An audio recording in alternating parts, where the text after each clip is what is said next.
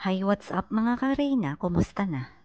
Sa ating video, pag-uusapan natin kung gaano katotoo na magkamag-anak nga ba si Reyna at si Edo.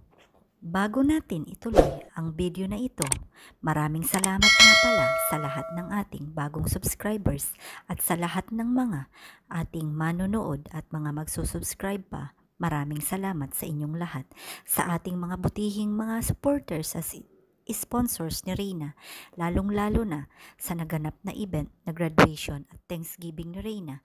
Maraming salamat sa ating lahat.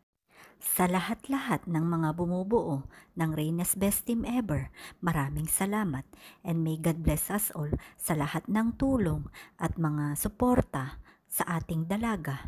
Talaga namang taus-puso po akong nagpapasalamat sa inyong lahat.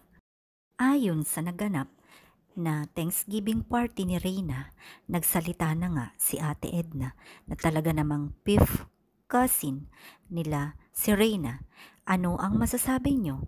Magkaano-ano nga ba si Edo rin at si Reyna na talaga namang usapin ngayon? At hindi malayong magkamag-anak si Edo at si Reyna kung ganon ang katotohanan mga ka-Reyna.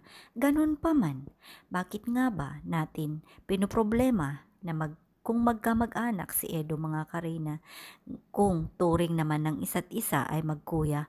Kaya naman sa mga talaga namang umaasa at naghahangad na maging sila in the future, sana ay bawasan na natin sa ngayon.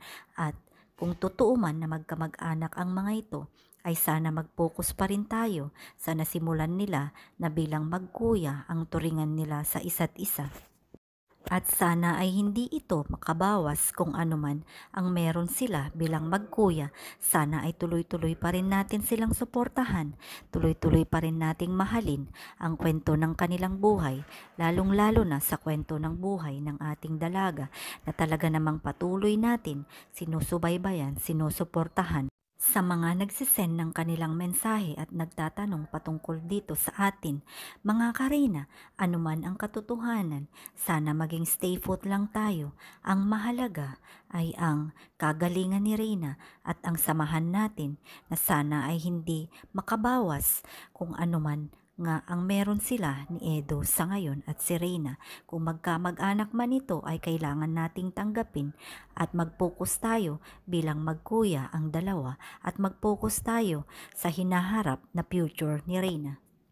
At sana sa mga nagtatanong patungkol sa pabahay kay Reyna, mag-antay lang po tayo sa tamang panahon at mangyayari ang regalong pabahay para kay Reyna. Maraming salamat and God bless us all.